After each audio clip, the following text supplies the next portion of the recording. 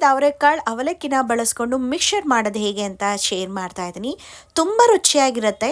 ಮೊದಲು ಇಸ್ಕಿದ ಕಾಳುಗಳನ್ನು ನೀಟಾಗಿ ನೀರು ಇಲ್ಲದ ಹಾಗೆ ಹಿಂಗಿಸ್ಕೋಬೇಕು, ಅಂದರೆ ಬಟ್ಟೆ ಮೇಲೆ ಹಾರಾಕೊಂಡು. ನಂತರ ಚೆನ್ನಾಗಿ ಎಣ್ಣೆ ಕಾದಿರುವಂಥ ಬಾಣಲಿಗೆ ನಾವಿಲ್ಲಿ ಇಸ್ಕಿದ ಕಾಳುಗಳನ್ನು ಹಾಕಿ ಈ ರೀತಿ ಕರ್ಕೋಬೇಕಾಗತ್ತೆ. ನಂತರ 1 ಬಟ್ಲಾಗೋಷ್ಟು ಕಡಲೆ ಬೀಜ, 1 ಬಟ್ಲಾಗೋಷ್ಟು ಹುರುಗಡ್ಲೆ, ಇನ್ನು ಕೊಬ್ಬರಿ ನಿಮಗೆ ಯಾವ ರೀತಿ ಸ್ಲೈಸಸ್ ಬೇಕೋ ಆ ರೀತಿನೂ ಕೂಡ ಸ್ಲೈಸಸ್ ರೀತಿಯಲ್ಲಿ ಮಾಡ್ಕೋಬೋದು. ಇನ್ನು ನಿಮಗೆ ಬೇಕಂದ್ರೆ ಗೋಡಂಬಿನೂ ಕೂಡ ನೀವು ಹಾಕೊಂಡು ಫ್ರೈ ಮಾಡ್ಕೋಬಹುದು.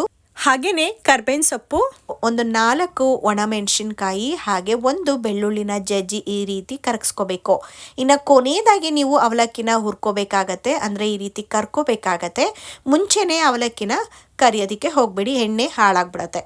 ಇದೆಲ್ಲ ಆದಮೇಲೆ ಒಂದು ಮಿಕ್ಸಿಂಗ್ ಬೌಲಿಗೆ ಕರೆದಿರುವಂತಹ ಇಸ್ಕಿದ ಕಾಳು, ಹಾಗೆ ಕೊಬ್ಬರಿ, ಕಡಲೆಬೀಜ, ಹುರುಗಡ್ಲೆ, ಗೋಡಂಬಿ, ಅವಲಕ್ಕಿ, ಒಣಮೆಣಸಿನ್ಕಾಯಿ, ಬೆಳ್ಳುಳ್ಳಿ, ಕರ್ಬೇವಿನ ಸೊಪ್ಪು ಇಷ್ಟನ್ನು ಕೂಡ ಹಾಕಿದ ನಂತರ ರುಚಿಗೆ ತಕ್ಕಷ್ಟು ಉಪ್ಪು, ಖಾರದ ಪುಡಿ, ಹಿಂಗು, ಅರಿಶಿನ ಇಷ್ಟನ್ನು ಹಾಕಿ ಚೆನ್ನಾಗಿ ಒಂದೊಳ್ಳೆ ಮಿಕ್ಸ್ ಕೊಟ್ವಿ ಅಂದರೆ ಅವಲಕ್ಕಿ ಇಸ್ಕಿದ ಕಾಳಿನ ಮಿಕ್ಸರ್ ರೆಡಿ ಆಯಿತು. ಒಂದ್ಸತಿ ಟ್ರೈ ಮಾಡಿ ಕಮೆಂಟ್ ಹಾಕಿ. Thank you.